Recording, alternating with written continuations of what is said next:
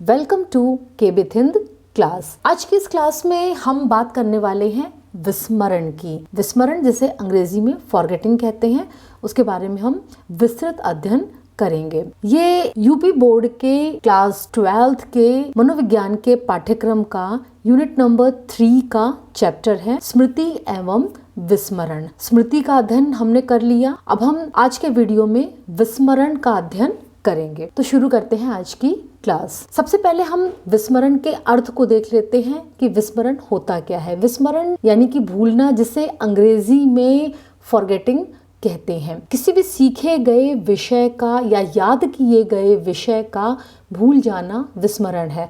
सबसे सिंपल बात यह है कि हम किसी भी चीज़ को जो हमने पहले सीखी है, अनुभव की है या याद की है, उसको जब हम भूल जाते हैं तो वो विस्मरण कहलाता है। विस्मरण जो है स्मरण के ठीक विपरीत मानसिक प्रक्रिया होती है। स्मरण में हम जो कुछ भी सीखते हैं उसको हम याद करके रखते हैं और अपने कॉन्शियस में यानी कि चेतन में लेकर आते हैं, लेकिन विस्मरण इसके ठीक अपोजिट होता है। जो कुछ भी हमने सीखा है, याद किया है, हम उसको अपनी चेतना में नहीं ला पाते यानी कि भूल जाते हैं। किसी पूर्व अनुभव या याद किए गए विषय को चेतना में न ला पाना या उसका रिकॉल न कर पाना विस्मरण कहलाता है। अब हम विस्मरण की परिभाषा को देख लेते हैं। जेम्स ड्रेवर के अनुसार प्रयास करने के पश्चात भी पूर्व अनुभवों का स्मरण न हो पाना ही विस्मरण है। यानी हम कोशिश तो कर रहे हैं, जो भी हमारे पास्ट एक्सपीरियंसेस हैं, कि वो हमें याद आ जाएं, लेकिन वो पास्ट एक्सपीरियंसेस यानी पूर्व अनुभव कोशिश करने के बाद भी उनका स्मरण हमें नहीं हो पा रहा है, तो वो स्थिति विस्मरण है। इंग्लिश तथा इंग्लिश के अनुसार विस्मरण वह स्थायी या अस्थायी हानि है जिसका संबंध पूर्व सीखी गई सामग्री से रहता है। यह पुनर्स्मरण एवं पहचान जैसी क्षमताओं को नष्ट कर देता है। इंग्लिश तथा इंग्लिश के अनुसार विस्मरण स्थायी या अस्थायी हानि है। किस चीज़ की हानि? हमारी स्मृति की हानि। जो कुछ भी हमने पूर्व में सीखा है, यहाँ लिखा है ना, जिसका संबंध पूर्व सीखी गई सामग्री से रहता है, यानी पूर्व में हमने जो भी सामग्री सीखा है उसकी या तो स्थायी हानि होती है या अस्थायी हानि होती है। स्थायी हानि यानी हम उसको पूरी तरह से भूल जाते हैं, और अस्थायी हानि यानी कि उसका कुछ समय के लिए भूलते हैं, क्योंकि कभी कभी ऐसा होता है कि चीज़ें आवश्यकता पड़ने पर याद नहीं आती। जो कुछ भी हमने सीखा है कभी कभी वो हमें उस समय याद नहीं आता, लेकिन बाद में आ जाता है याद, तो ये अस्थायी हानि कही गई है। और ये जो विस्मरण होता है, ये पुनः स्मरण और पहचान यानी जो हमारा रिकॉल और रिकॉग्निशन होता है उनको क्या करता है?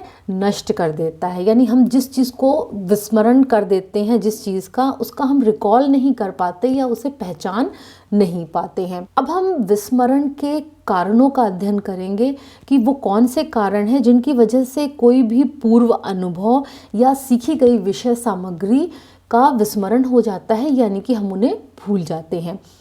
सबसे पहला कारण है अभ्यास का अभाव। कहते हैं प्रैक्टिस मेक्स मैन परफेक्ट, यानी अगर हम प्रैक्टिस नहीं करेंगे तो हम चीज़ों को भूल जाएंगे। यदि हम किसी भी सीखे गए विषय का अभ्यास नहीं करते, उसे दोहराते नहीं हैं, जो भी हमने याद किया है वो क्या होगा? विस्मृत हो जाएगा। समय का प्रभाव। एबिंगहॉस के अनुसार विस्मरण एक निष्क्रिय मानसिक प्रक्रिया है, यानी कि समय बीतने के साथ जो भी हमारे मस्तिष्क में स्मृति चिन्ह बने हुए होते हैं किसी भी सीखी सामग्री के, वो धीरे धीरे क्या होते हैं? धूमिल पड़ने लगते हैं, और एक समय ऐसा आता है जब वो स्मृति चिन्ह पूरी तरह से नष्ट हो जाते हैं और उस विषय सामग्री का विस्मरण हो जाता है। दमन। फ्रॉइड के अनुसार मनुष्य इसलिए भूलता है क्योंकि वह भूलना चाहता है।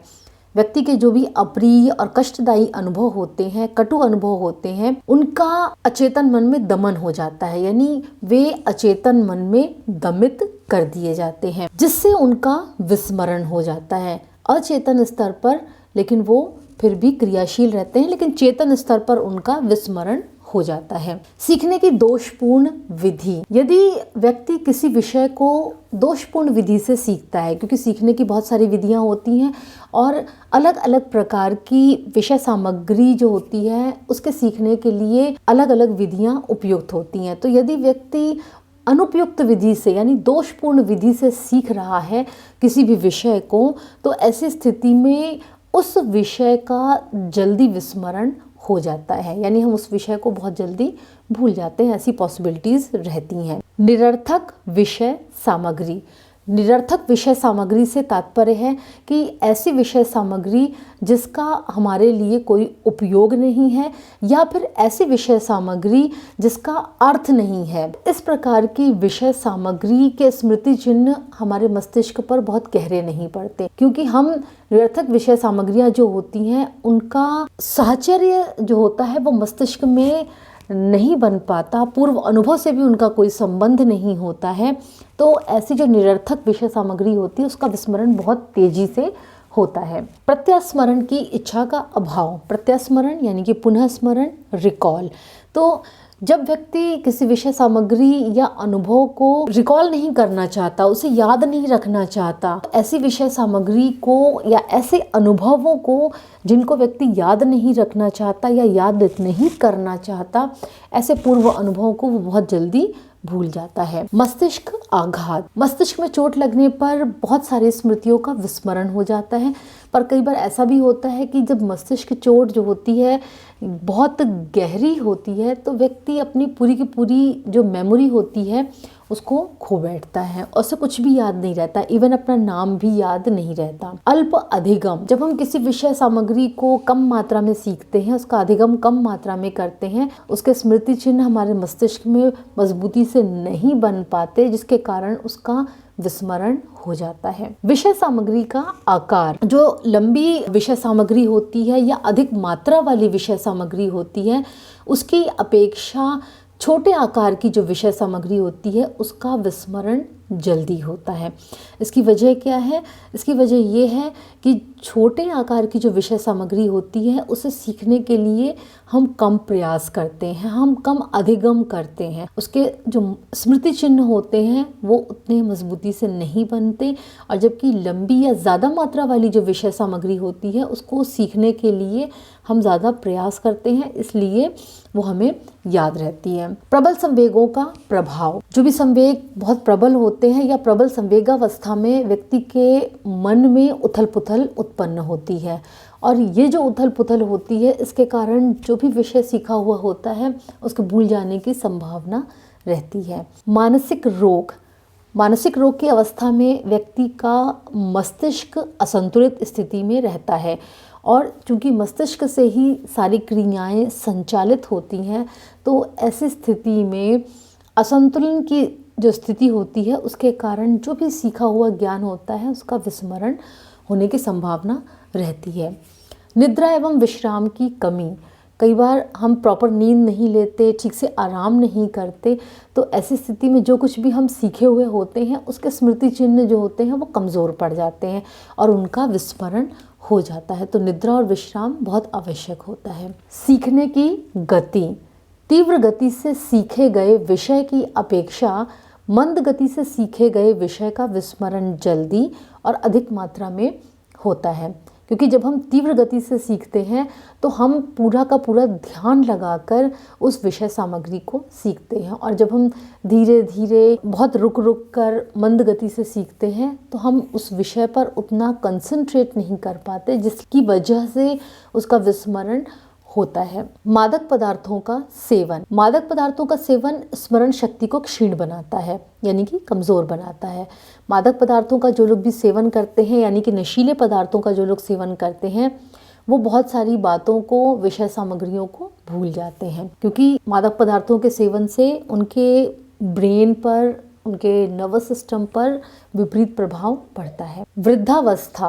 वृद्धावस्था में व्यक्ति की मानसिक क्षमताएं क्षीण पड़ जाती हैं, जिससे उनकी स्मरण शक्ति कमज़ोर हो जाती है और बहुत सारी चीज़ों को वो भूल जाते हैं, उनका विस्मरण हो जाता है। पृष्ठोन्मुखी अवरोध। पृष्ठोन्मुख अवरोध यानी नया ज्ञान पुराने ज्ञान के पुनर्स्मरण में बाधा डालता है, यानी हमने एक विषय पहले सीखा, वो हमारा पूर्व ज्ञान हो गया, यानी पुराना ज्ञान हो गया, और अब हम बाद में कोई चीज़ सीख रहे हैं, वो हमारा नया ज्ञान हो गया। जो नया ज्ञान होता है वो पुराने ज्ञान के पुनर्स्मरण में बाधा डालता है, इसे पृष्ठोन्मुख अवरोध कहते हैं। पृष्ठोन्मुख अवरोध यानी पीछे की तरफ अवरोध। इसमें जो भी हमारा पूर्व ज्ञान होता है उसका पुनर्स्मरण यानी कि रिकॉल करना कठिन हो जाता है। इसी तरह से अग्रोन्मुख अवरोध, जो कि पुरानी क्रियाएं जो होती हैं वो नई सीखी हुई क्रियाओं के पुनः स्मरण में बाधा डालती हैं। यानी जो हमने पहले सीखा है वो कोई भी नई सामग्री जब हम सीखते हैं तो उसके पुनः स्मरण में बाधा डालती है, यानी कि अवरोध उत्पन्न करती है। और इस प्रकार के अवरोध या बाधा को अग्रोन्मुख अवरोध कहा जाता है। ये जो अग्रोन्मुख अवरोध होता है, इससे नए ज्ञान का पुनः स्मरण करना कठिन हो जाता है, यानी हम उसे भूल जाते हैं। तो ये वे कारण थे जिनकी वजह से हम किसी भी पूर्व अनुभव या विषय सामग्री जो हमने सीखी है उसका विस्मरण हो जाता है। अब हम बात करते हैं विस्मरण का महत्व। अब आप सोचेंगे हम किसी भी चीज़ को याद करें हैं या कोई भी हमारे पूर्व अनुभव हैं हम उनको भूल रहे हैं, यानी कि हम चीज़ों का विस्मरण हो रहा है, तो फिर इसका इम्पोर्टेंस क्या है, ये तो हानिकारक है। जी नहीं, विस्मरण का भी अपना महत्व होता है। मानव जीवन में विस्मरण का एक महत्वपूर्ण स्थान है। क्यों महत्वपूर्ण स्थान है?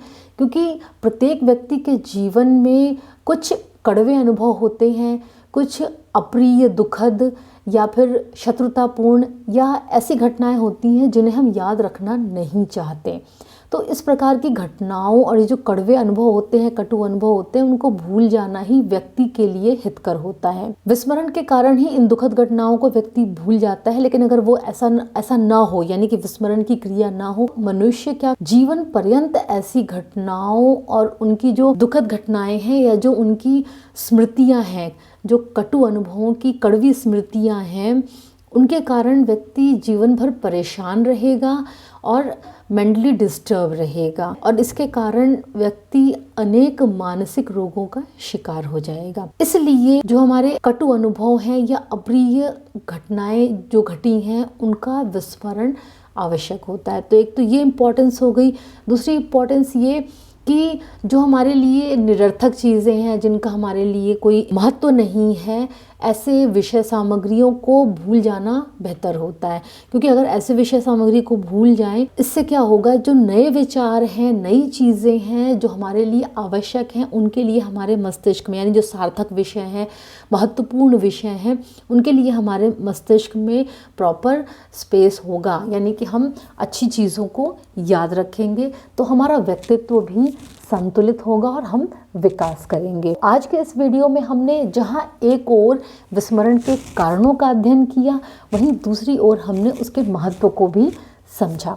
आज का ये वीडियो आपको कैसा लगा कमेंट सेक्शन में ज़रूर बताइएगा। और अगर आपको वीडियो पसंद आया तो मेरे चैनल को सब्सक्राइब कीजिए, बेल आइकन प्रेस कीजिए, लाइक कीजिए और शेयर कीजिए। Till then keep studying, keep watching my channel K B Thind class.